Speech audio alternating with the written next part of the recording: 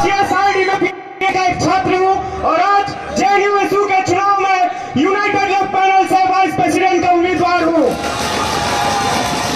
साथियों, जेएनयू का जो शक्ति शिक्षा का मॉडल है, आज उसके बदौलत मैं और मेरे जैसे तमाम पिछड़े वर्ग के स्टूडेंट्स आज जेएनयू में पढ़ पाते हैं और मैं उसी बदौलत आज इस मंच से अपनी बात और आवाज बुलंद कर सकता हूँ। आज जब जेएनयू का चुनाव होने जा रहा है तो हमें देखना पड़ेगा कि देश और दुनिया में कैसे, पूरे दुनिया में कैसे राइट विंग पॉलिटिक्स का बढ़ावा हो रहा है। हम देख सकते हैं कि कैसे इजराइल लगातार पैलेस्टाइन में जो जेनोसाइड कर रहा है, मैं उसको कंडेम करता हूं और मैं इस मंच से, यूजीबीएम मंच से यह बताना चाहता हूं कि मैं इस पैलेस्टाइन के तमाम लोगों के स्ट्रगल के साथ सॉलिडारिटी पेश करता हूं और क्रांतिकारी इस्तेकबाल पेश करता हूं। हम देखते हैं कि कैसे बीजेपी आरएसएस की सरकार लगातार इस देश में हिंदुत्व पॉलिटिक्स को बढ़ावा दिया जा रहा है। हम देखते हैं कि कैसे अनकॉन्स्टिट्यूशनल कम्युनल एक कानून सीए को लागू किया जाता है और इस देश में डीवीसी पॉलिटिक्स को बढ़ावा दिया जाता है। पिछले कई सालों से ये सरकार लगातार जन विरोधी जो नीतियां लागू करने की कोशिश कर रही है। हम देखते हैं कि कैसे डिमोनिटाइजेशन को लागू करके देश के इकोनॉमी को पीछे धकेल दिया जाता है। हमारे सामने है जीएसटी लागू करके स्टेट और इंडिया का जो federal structure. I request the audience to please not use drums and dapli while the speaker is speaking. I request the audience to please not use the drum and dapli while the speaker is speaking.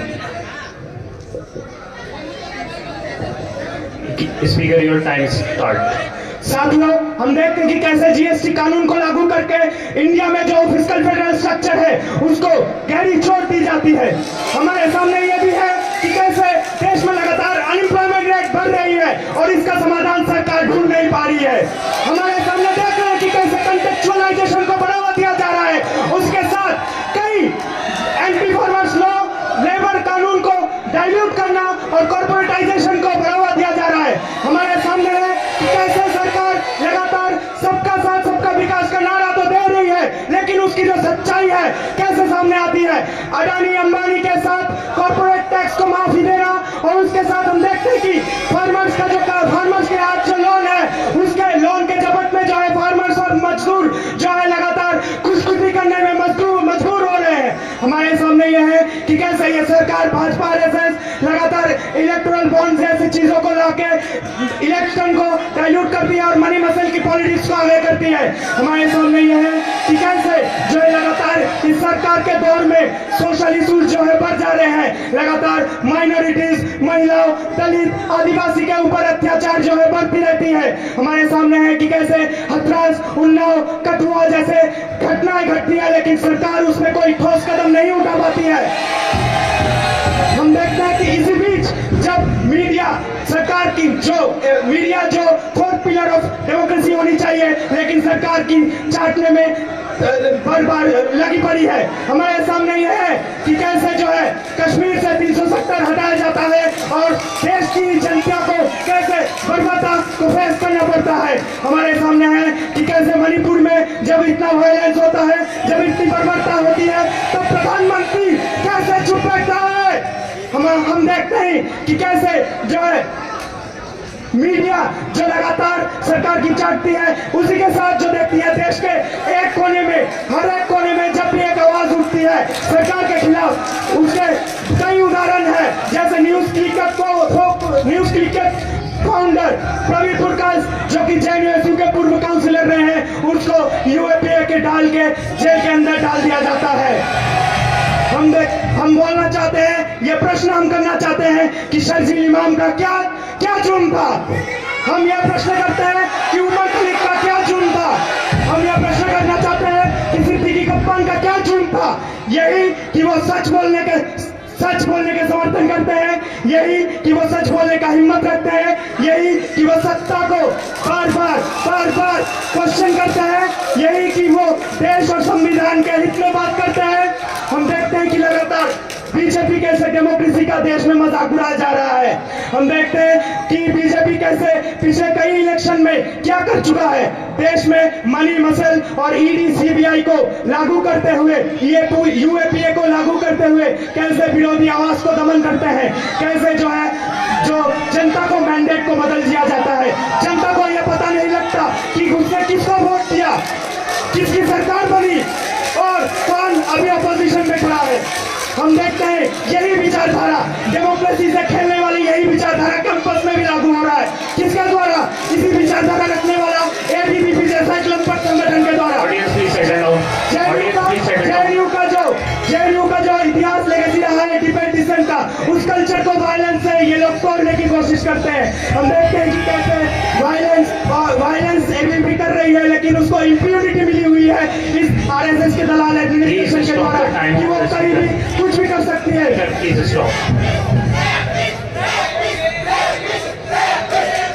Audience, please settle down. Let the speaker speak. Audience, please settle down. Let the speaker speak.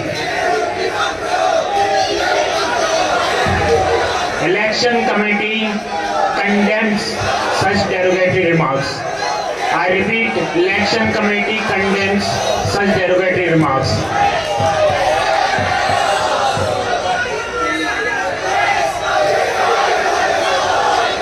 Audience, please settle down. Let the speaker speak. Audience, please settle down. Let the speaker speak.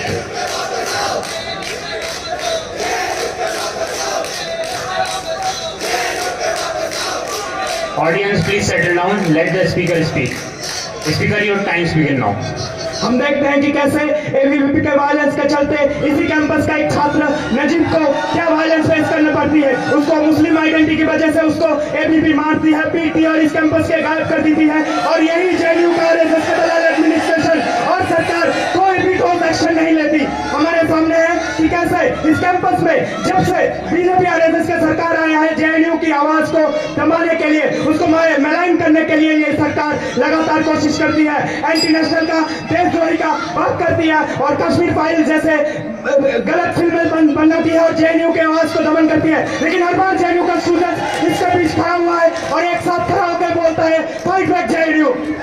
हम देखते हैं education sector में क्या हाल बना के रख चुका है सरकार। हम देखते हैं फी को बढ़ावा देना, सीट कट, फंड कट, उसके साथ कई scholarship OBC, SC, ST, minorities का स्कॉलरशिप मानव को हटा देना। और यही वो पॉलिसी है जो माइनॉरिटीज को और पिछड़े को शिक्षा से वंचित करती है। हमारे सामने यह है कि एबीवीपी इसी बीच जो है गवर्नमेंट को सपोर्ट करने में खड़ी होती है। मैं एबीवीपी से सवाल पूछता हूँ, जब वो नारा देता है कि बजट का हिस्सा 10 हो, लेकिन वो कब सवाल पूछेगी सरकार से जबकि सरकार में वही लोग बैठे हैं।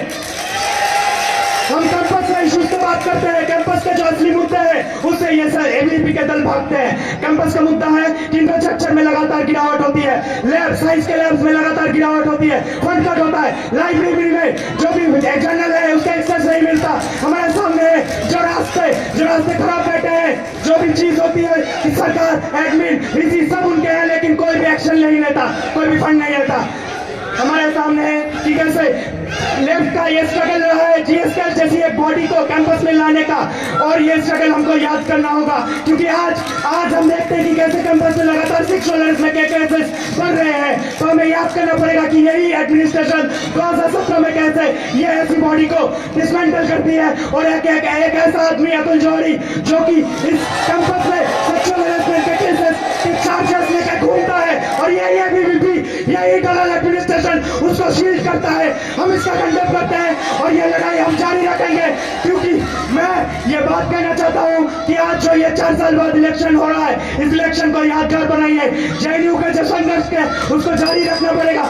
22 तारीख को जो इलेक्शन होने वाला है वो इलेक्शन ऐसा हो, वो इलेक्शन में speaker, wind up your speech, your time is over.